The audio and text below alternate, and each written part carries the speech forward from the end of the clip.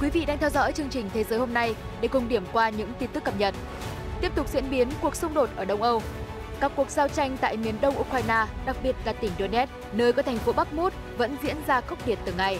Theo Tổng thống Ukraine Volodymyr Zelensky, tình hình ở đây đang hết sức căng thẳng và ác liệt. Trong khi đó, các loại xe tăng hiện đại của phương Tây như Leopard từ Đức hay M1 Ambra từ Mỹ sắp đổ về Ukraine. Liệu xe tăng T-90, tinh hoa của ngành công nghiệp quốc phòng Nga, có địch lại? Sau khi nhận được cam kết cung cấp xe tăng chủ lực từ phương Tây, phía Ukraine đã khơi lại các cuộc thảo luận về việc chuyển giao máy bay chiến đấu. Thế nhưng, Đức mới đây đã bác bỏ khả năng này. Ở một diễn biến khác, Ukraine vừa tuyên bố thành lập đơn vị tấn công bằng máy bay không người lái đầu tiên trên thế giới. Trong khi đó, cuộc chiến thông tin giữa Nga và phương Tây tiếp tục giằng co trả đũa qua lại khi Moscow chặn trang web của hai cơ quan nhà nước Mỹ là CIA và FIA do lan truyền thông tin sai lệch. Những tin tức nổi bật khác trên thế giới, Thổ Nhĩ Kỳ triệu tập đại sứ Đan Mạch vì cuộc biểu tình đốt kinh Koran sắp diễn ra ở thủ đô nước này, tương tự như những gì đã xảy ra trước đó tại Thụy Điển, khiến cho quốc gia Hồi giáo tức giận. Cùng lúc đó, Thụy Điển khẳng định đã đáp ứng đủ điều kiện của Thổ Nhĩ Kỳ để gia nhập NATO. Romania, Pháp, Hà Lan ký kết thỏa thuận hợp tác tăng cường an ninh quốc phòng. Trong khi đó, Pháp cũng vừa thiết lập quan hệ đối tác chiến lược toàn diện với Iraq. Baku lên án cuộc tấn công đại sứ quán Azerbaijan ở Iran khiến 3 người thương vong. Tổng thống Mỹ Joe Biden bổ nhiệm tân chánh văn phòng Nhà Trắng. Nữ giới Đan Mạch có thể phải thực hiện nghĩa vụ quân sự trong bối cảnh căng thẳng khu vực gia tăng vì xung đột. Ở New Zealand, thành phố Auckland chìm trong ngập lụt. Tất cả sẽ được gửi đến quý vị ngay sau đây.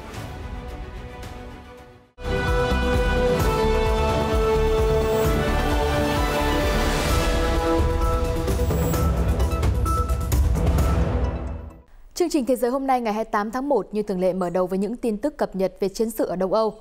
Liên quan đến tình hình chiến tuyến Donbass, nơi chưa một ngày thôi những tiếng pháo đạn rền vang, hôm 27 tháng 1, Tổng thống Volodymyr Zelensky cho biết mặt trận này vẫn đang giao tranh cực kỳ gay gắt, đặc biệt là những vùng nằm ở phía đông tỉnh Donetsk, vì quân Nga đang dồn dập tấn công. Trong video phát biểu, ông Zelensky cho biết phần lớn các trận chiến nổ ra ở thành phố Vuhledar và Bakhmut. Hiện Bakhmut đã bị tàn phá nặng nề sau những đợt tấn công của quân đội Moscow. Nhà lãnh đạo Ukraine nói rằng họ không chỉ xông vào các căn cứ của chúng tôi mà còn phá hủy các thành phố làng mạc một cách có chủ ý bằng nhiều vũ khí như pháo binh, không kích, tên lửa. Khi xung đột nổ ra, dân số của Bakhmut là 70.000 người. Giờ đây thành phố đã trở nên tan hoang sau gần một năm hứng chịu giao tranh. Nga và Ukraine đều xem trọng vị trí của Bakhmut nên đã chiến đấu dữ dội để giành lấy, trong khi phương Tây lại cho rằng nơi này có ít ý nghĩa chiến lược. Cũng trong video này, Tổng thống Zelensky còn bày tỏ sự thất vọng khi Ủy ban Olympic Quốc tế IOC đang tìm cách để các vận động viên Nga có thể trở lại thi đấu. Ông nói, với cuộc chiến ở Ukraine không nên tồn tại một sự trung lập nào cả. Trong tuần này, Tổng thống Mỹ Joe Biden đã tuyên bố gửi 31 xe tăng chiến đấu chủ lực Ambra cho Ukraine, chỉ một ngày sau khi đồng minh Đức chấp thuận chuyển giao xe tăng Leopard 2 để giúp quân đội Kiev chiến đấu với Nga. Ông Biden khẳng định số xe tăng sắp được cung cấp tương đương với một tiểu đoàn của Ukraine. Vậy xe tăng Ambra có sức mạnh vượt trội như thế nào so với xe tăng Gripen T-90 của Nga mà nhóm lính đánh thuê Wagner đang sử dụng ở chiến trường Ukraine? Quân đội Mỹ đã mô tả xe tăng Ambra là vũ khí tấn công bộ binh, với đầy đủ sức mạnh có thể chiếm ưu thế trước đối thủ nhờ hỏa lực chết người, khả năng sống sót vô song và cơ động mạnh mẽ. Những chiếc xe tăng này có thể đạt tốc độ lên đến 67 km/h. Ambra được phát triển bởi quân đội Hoa Kỳ vào những năm 1970. Dòng xe tăng này đã trải qua nhiều cải tiến. Đến hiện tại nó là một phương tiện có động cơ 1.500 mã lực, dùng đạn 120mm và áo giáp đặc biệt. Ambra có thể triệt hạ mục tiêu với sức mạnh rất lớn. Theo quân đội Mỹ, trong khi xe tăng tập trung bắn vào mục tiêu, thì chỉ huy bên trong có thể khảo sát để truy quét các vị trí khác để tiếp tục tấn công. Trong khi đó, phía Nga và các nhóm lính đánh thuê Wagner đều sử dụng xe tăng T-90 Tank. Theo Military Today, T-90S được chính phủ Nga phát triển vào năm 1992. Đây là dòng xe tăng chủ lực được sản xuất hàng loạt ở Nga. T-90 còn nằm trong nhóm 10 xe tăng mạnh nhất trên thế giới. Trong những năm qua, Nga đã tiêu hao rất nhiều xe tăng này cho cuộc xung đột ở Syria và bây giờ là chiến sự ở Ukraine. Chỉ huy đại đội xe tăng của Ukraine, ông Oleksandr Romachuk nói với Eurasian Times rằng Hiện quân đội Kiev sử dụng dòng xe tăng T-62 và T-72. Khi đối đầu với T-90 của Nga, chúng tôi cần phải có khoảng 3 chiếc mới tiêu diệt được đối phương. Theo Reuters, cả T-90 và Ambra đều có giá trị rất đắt đỏ. Tuy nhiên, một chiếc Ambra của Mỹ có thể đắt gấp đôi xe tăng T-90 của Nga. Một chiếc Ambra có thể lên tới 10 triệu đô la Mỹ, trong đó bao gồm cả chi phí huấn luyện và bảo dưỡng. Trong khi đó, trang tin 1945 cho biết dòng xe tăng T-90 có giá khoảng 4,5 triệu đô la Mỹ. Sau khi Washington và Berlin đồng ý đưa xe tăng chủ lực đến chiến trường Đông Âu, các cuộc thảo luận về việc chuyển giao máy bay chiến đấu đã được Ukraine khơi lại. Tuy nhiên, Bộ trưởng Quốc phòng Đức Boris Pistorius đã lên tiếng bác bỏ khả năng Kiev sẽ nhận được các tiêm kích từ phương Tây, thông tin được trang Kiev Independent đăng tải. Người phát ngôn lực lượng không quân Ukraine Yuri Inat hôm 27 tháng 1 khẳng định những chiếc tiêm kích F-16 của Mỹ hiện là lựa chọn tốt nhất để thay thế các phi đội máy bay từ thời Liên Xô của họ. Vị quan chức đồng thời cho biết, các phi công của chúng tôi có thể học cách lái thành thạo loại phương tiện này trong vài tuần đến vài tháng. Tuy nhiên, Bộ trưởng Đức Pistorius nhận định rằng việc gửi máy bay chiến đấu đến Ukraine là điều không thể. Ông giải thích, các chiến tiêm kích có hệ thống phức tạp hơn nhiều so với xe tăng chiến đấu, với tầm bắn và hỏa lực hoàn toàn khác. Trong bài phát biểu hôm 25 tháng 1, Thủ tướng Đức Olaf Scholz cũng nhắc đến việc chuyển giao máy bay chiến đấu cho Ukraine rằng sẽ không có chuyện này. Lập trường đó đã được các bên xác định từ rất sớm, trong đó có cả Tổng thống Mỹ. Trong khi đó, Bộ Tổng tham mưu lực lượng vũ trang Ukraine vừa tuyên bố quốc gia này đang thực hiện kế hoạch thành lập các đại đội tấn công bằng máy bay không người lái đầu tiên trên thế giới. Hoạt động này là một phần nằm trong dự án Army of Drones của Ukraine. Tổng tư lệnh Valery Zaluzny hôm 27 tháng 1 cho biết chính phủ đã phê chuẩn việc thành lập đại đội tấn công bằng máy bay không người lái trong cuộc họp gần đây. Bộ Quốc phòng và Bộ Tổng tham mưu sẽ cùng thực hiện dự án này. Việc thành lập này là hoàn toàn cần thiết để Ukraine cải tổ và tăng cường sản xuất UAV cho lực lượng phòng không. Ông Zaluzny nói rằng chúng tôi đã chọn ra những quân nhân chuyên nghiệp nhất để điều hành các đại đội UAV. Mỗi người trong số họ sẽ nhận được máy bay không người lái, đạn dược và vệ tinh Starlink và các thiết bị cần thiết để bắn hạ lực lượng Nga tại các điểm nóng. Trước đó, vào ngày 25 tháng 1, Ukrinform dẫn lời đại sứ Ukraine tại Thổ Nhĩ Kỳ, ông Vasi Bonat, cho biết chính quyền Kiev đã phê chuẩn một thỏa thuận pháp lý để sản xuất máy bay không người lái và việc xây dựng nhà máy đã sẵn sàng khởi công. Dòng máy bay chiến đấu Kizilena được phát triển bởi nhà sản xuất quốc phòng Bekadefen ở Thổ Nhĩ Kỳ. Kết hợp với một số động cơ do Ukraine sản xuất, chuyến bay thử nghiệm thứ hai của dòng UAV Kizilema đã thành công. Dự kiến nhà máy sản xuất UAV sẽ đi vào hoạt động trong 2 năm tới. Reuters cùng ngày đưa tin, Đảng cầm quyền của Ukraine vừa khai trừ một nghị sĩ quốc hội khỏi đảng, sau khi có thông tin cho rằng người này đã đi nghỉ mát ở Thái Lan trong bối cảnh đất nước đang trải qua những cuộc giao tranh khốc liệt với Nga. Người phát ngôn Đảng cầm quyền Ukraine Yulia Palichuk ngày 27 tháng 1 xác nhận nhà lập pháp Mykola Tichenko đã bị khai trừ khỏi đảng. Thông báo trên trang web của Đại sứ quán Ukraine ở Thái Lan trước đó nêu rằng ông Tichenko đã có cuộc gặp gỡ với cộng đồng người Ukraine tại xứ Chùa Vàng trong một khách sạn ở đó.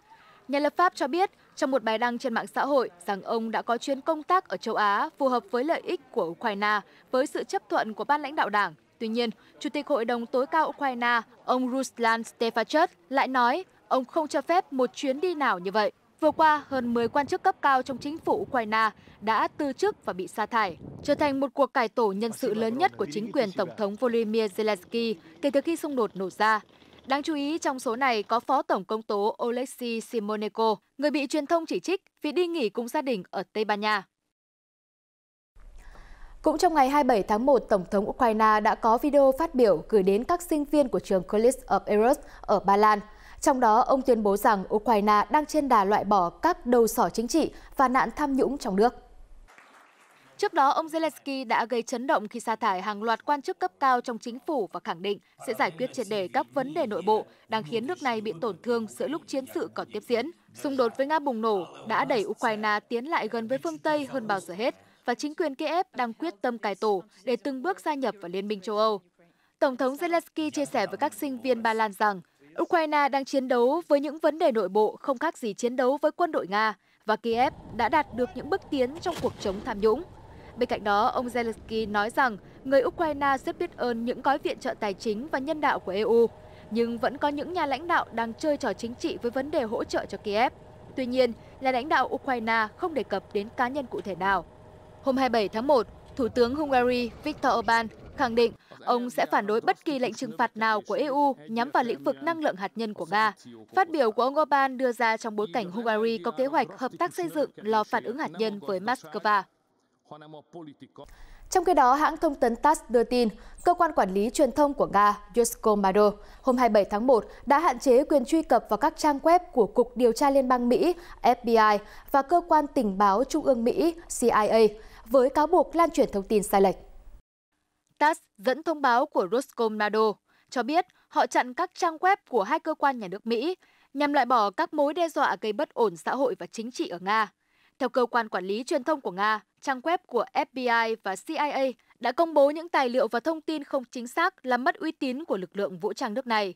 Hiện chính phủ Mỹ, đại diện của CIA và FBI chưa bình luận về động thái của Moscow. Sau khi Nga triển khai chiến dịch quân sự đặc biệt ở Ukraine, cơ quan quản lý truyền thông nước này đã chặn hàng loạt các trang web, nền tảng truyền thông xã hội của nước ngoài như Facebook, Instagram và Twitter với cáo buộc tương tự. Moscow đã quy định hành vi phát tán thông tin sai lệch làm mất uy tín của lực lượng vũ trang Nga là một tội hình sự. Người vi phạm có thể bị phạt từ 5 năm đến 15 năm tù. Cùng ngày, Bộ Ngoại giao Nga tuyên bố đã yêu cầu đại sứ Latvia ở Moscow rời khỏi nước này trong vòng 2 tuần. Quyết định của chính quyền Moscow được đưa ra sau khi Latvia trục xuất đại sứ Nga vào tuần trước. Bộ Ngoại giao Nga cho biết đã triệu tập đại sứ Latvia để phản đối về hành động trục xuất của chính quyền Riga, khiến mối quan hệ giữa hai nước trở nên căng thẳng. Trong khi đó, phía Latvia cho rằng Moscow đang ăn miếng trả miếng. Trong tuyên bố, Bộ Ngoại giao Nga khẳng định các nước vùng Baltic đang theo chân Mỹ và một số quốc gia không thân thiện để thực hiện chính sách bài Nga. Moscow cũng chỉ trích việc Latvia thực hiện hạn chế tiếng Nga cũng như loại bỏ những tượng đài và di sản văn hóa liên quan đến Liên bang Xô Viết. Ba quốc gia Baltic là Latvia, Litva và Estonia đều từng là một phần của Liên Xô. Cả ba nước này đều ủng hộ Ukraine mạnh mẽ trong cuộc chiến chống lại Nga. Hồi tháng 4 năm ngoái, Litva đã trục xuất đại sứ Nga và hạ cấp cơ quan đại diện ngoại giao của Nga. Cùng chuyển sang các tin tức quốc tế đáng chú ý khác. Trước tiên là mối quan hệ leo thang căng thẳng gần đây giữa Thổ Nhĩ Kỳ, một thành viên của NATO, và Thụy Điển, quốc gia đang trong quá trình gia nhập khối quân sự này. Liên quan đến cuộc biểu tình đốt kinh Koran tại Stockholm, hôm 27 tháng 1, Thổ Nhĩ Kỳ đã triệu tập đại sứ Đan Mạch tại Ankara trong bối cảnh giữa cuộc biểu tình chống Hồi giáo dự kiến sẽ diễn ra ở thủ đô Copenhagen của Đan Mạch. Thông tin được Reuters đăng tải. Cuối tuần trước, lãnh đạo đảng chính trị cực hữu Hardline của Đan Mạch, Rasmus Paludan, cũng là người có quốc tịch Thụy Điển, đã đốt bản sao kinh Koran trước Đại sứ quán Thổ Nhĩ Kỳ ở Stockholm của Thụy Điển. Theo Reuters, chính trị gia này sẽ thực hiện các cuộc biểu tình tương tự vào thứ Sáu hàng tuần tại Copenhagen của Đan Mạch, cho đến khi Thổ Nhĩ Kỳ chấp thuận đơn xin gia nhập NATO của Thụy Điển. Bình luận về vụ việc với Reuters, Ngoại trưởng Đan Mạch Laloke Rasmussen khẳng định, chúng tôi và Thổ Nhĩ Kỳ có mối quan hệ giao hảo và những cuộc biểu tình sẽ không làm thay đổi điều này. Chúng tôi đang làm việc với Thổ Nhĩ Kỳ, giải thích rõ lập trường của chúng tôi về một xã hội dân chủ cởi mở và sự khác biệt giữa Đan Mạch với tư cách là một quốc gia và người dân, những cá nhân có quan điểm khác biệt mạnh mẽ. Trong khi đó, Reuters cũng dẫn nguồn tin từ Bộ Ngoại giao Thổ Nhĩ Kỳ nêu rõ Ankara lên án mạnh mẽ các hành động khiêu khích, tội ác căm thù, tiêu biểu là những cuộc tấn công nhằm vào sách thánh của Hồi giáo. Qua đó, Bộ yêu cầu phía Đan Mạch ngăn chặn các cuộc biểu tình như vậy. Trước đó, Thổ Nhĩ Kỳ đã tuyên bố sẽ không chấp thuận đơn xin gia nhập Tổ chức Hiệp ước Bắc Đại Tây Dương NATO của Thụy Điển, đồng thời quyết định hủy chuyến thăm của Bộ trưởng Quốc phòng Thụy Điển Pan Rosen đến nước này.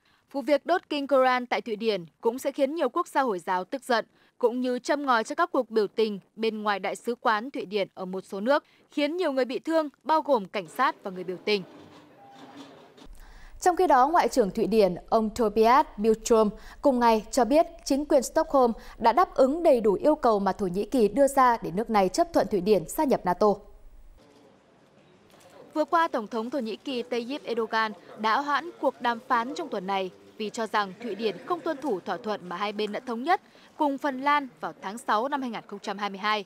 Sau cuộc họp báo ở Latvia, ông Billström nói rằng, tôi tin Thổ Nhĩ Kỳ sẽ giữ nguyên thỏa thuận. Các thành viên NATO sẽ phê chuẩn tư cách thành viên cho Phần Lan và Thụy Điển với tốc độ nhanh chưa từng thấy. Phía Ankara cho rằng Thụy Điển đang chứa chấp những cá nhân khủng bố có thể gây nguy hiểm cho Thổ Nhĩ Kỳ.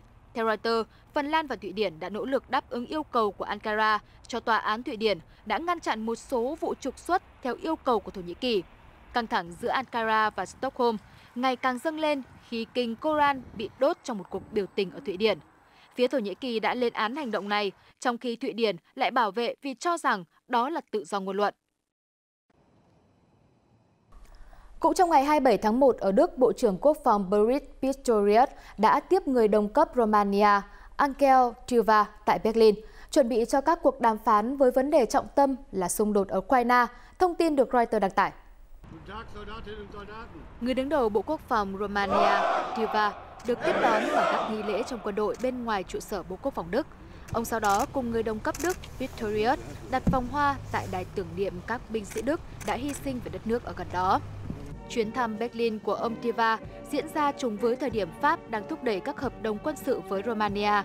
Sau khi gửi xe tăng, chiến đấu và hệ thống phòng không đến nước này như một phần nỗ lực tăng cường củng cố lực lượng của NATO ở sườn phía đông.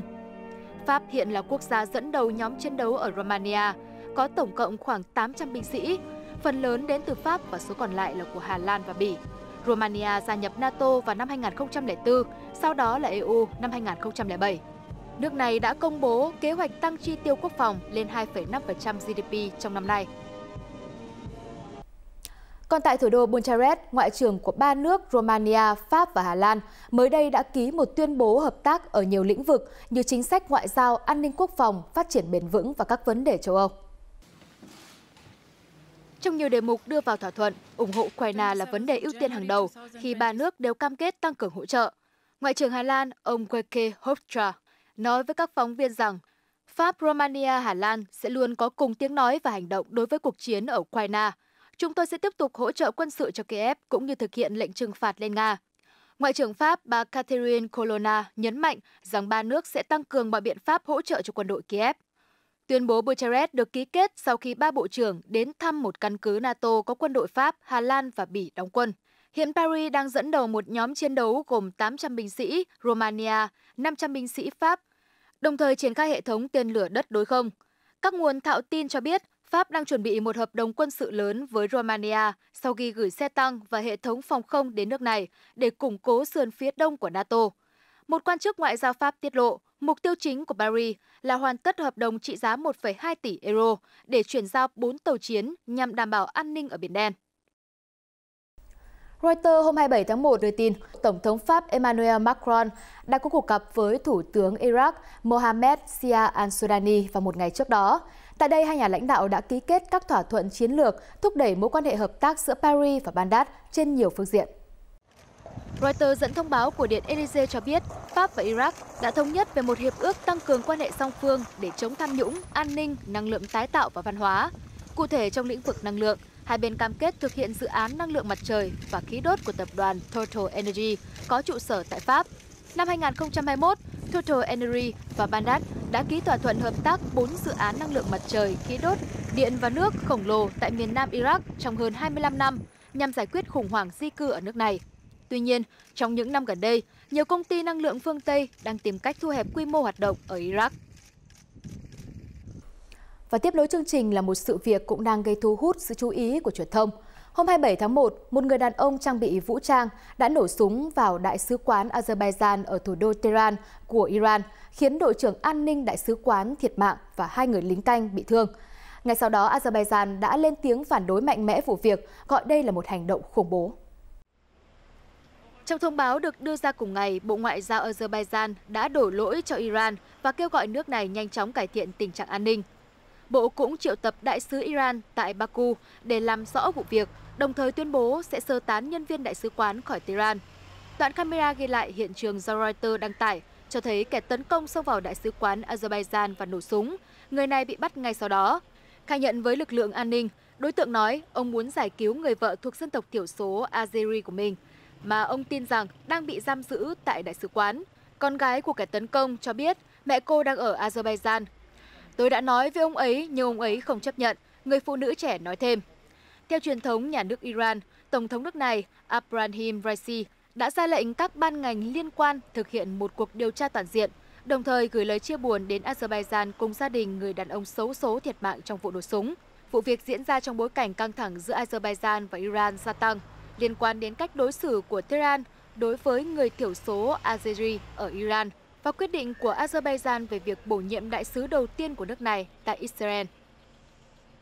Các tin tức nổi bật khác trên thế giới trong ngày qua, Reuters đưa tin, Tổng thống Mỹ Joe Biden hôm 27 tháng 1 đã bổ nhiệm cựu điều phối viên chính sách COVID-19 Jeff Yan làm chánh văn phòng tiếp theo của Nhà Trắng, thay cho ông John Glenn, người sẽ rời nhiệm sở vào ngày 8 tháng 2 tới. Phát biểu trong lễ bổ nhiệm tân chánh văn phòng Nhà Trắng, ông Biden cho biết ông đưa ra quyết định dựa trên chuyên môn của ông Jin về kinh tế và y tế. Tôi chứng kiến ông ấy có thể giải quyết các vấn đề khó khăn nhất của chính phủ khi đảm nhiệm các chức vụ quan trọng khác, ông Biden bổ sung. Ngoài ra, nhà lãnh đạo còn gửi lời cảm ơn đến ông John Glenn, người đảm nhiệm vị trí chánh văn phòng Nhà Trắng của ông kể từ khi ông nhậm chức Tổng thống hồi tháng 1. Ông Glenn đã sát cánh cùng ông Biden trong hàng chục năm, qua những trận đánh thật sự, từ lúc ông Biden là thượng nghị sĩ cho đến khi trở thành người đứng đầu nước Mỹ. Không có nhiều mối quan hệ chính trị sâu sắc như người tiền nhiệm Glenn, nhưng tân chánh văn phòng Jin, một người kỹ trị lành nghề, được kỳ vọng sẽ đảm bảo những chiến thắng lập pháp trước đó của chính quyền ông Biden. Chánh văn phòng là một trong những vị trí quan trọng nhất tại Nhà Trắng, có trách nhiệm quản lý lịch gặp và thúc đẩy các chương trình nghị sự của Tổng thống, đồng thời đảm bảo nhân sự được tuyển dụng phù hợp. Ở Pháp, Chủ tịch Liên đoàn bóng bầu dục nước này Bernard Laporte đã từ chức vì vướng phải một số rắc rối pháp lý. Thông tin được Reuters trích dẫn thông báo của Bộ trưởng Thể thao Pháp Amélie Oudéa-Castéra hôm 27 tháng 1. Ông Laporte đồng thời rút lui khỏi vị trí Phó Chủ tịch Liên đoàn bóng bầu dục thế giới. Quyết định được đưa vào tháng trước sau khi ông bị kết tội lợi dụng chức vụ, mua bán tài sản bất hợp pháp. Đến nay, người đàn ông 58 tuổi vẫn phủ nhận mọi cáo buộc chống lại ông. Người hiện tạm thời thay thế ông Laporte đảm nhiệm vị trí Chủ tịch Liên đoàn bóng bầu dục Pháp là ông Patrick Poisson. Bê bối trên đã khiến cơ quan quản lý bóng bầu dục của Pháp rơi vào tình trạng hỗn loạn khi giải bóng bầu dục vô địch thế giới năm 2023 do nước này chủ nhà chỉ còn 7 tháng nữa sẽ khởi tranh. Trong diễn biến mới nhất, các thành viên trong ban lãnh đạo Liên đoàn bóng bầu dục Pháp đã từ chức, mở đường cho cuộc tổng cải tổ nhân sự. Trong khi đó, tại Anh, vua Charles đệ Tam và vợ là Vương hậu Camilla đã tổ chức cuộc gặp gỡ các nạn nhân của nạn diệt chủng Holocaust trong Thế chiến thứ hai, nhân ngày tưởng niệm Holocaust quốc tế. Theo Reuters, vợ chồng quốc vương Hoàng gia Anh đã tiếp đón hai người còn sống sót sau nạn diệt chủng tại cung điện Buckingham để nghe về những ký ức kinh hoàng của họ, đồng thời thắp nến tưởng nhớ những người không may mắn vượt qua thảm kịch. Trong buổi gặp, vua Charles chia sẻ, tất cả những người nghèo khổ đã phải chịu đựng nỗi kinh hoàng như vậy trong nhiều năm và hiện tại vẫn như thế. Ngày tưởng niệm Holocaust quốc tế được tổ chức vào ngày 27 tháng 1 thường niên để kỷ niệm cuộc diệt chủng dẫn đến cái chết của 6 triệu người Do Thái. Họ đã bị chế độ Đức Quốc xã sát hại có hệ thống trong Thế chiến thứ hai từ năm 1941 đến năm 1945.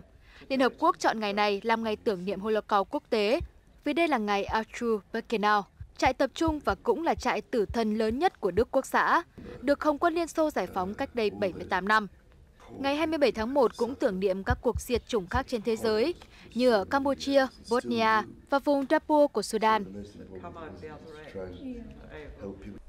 Truyền thông thế giới cùng ngày đã đưa tin, Đan Mạch mới đây đã đưa ra đề xuất bắt buộc nữ giới nước này thực hiện nghĩa vụ quân sự trong bối cảnh căng thẳng khu vực gia tăng vì xung đột ở Ukraine.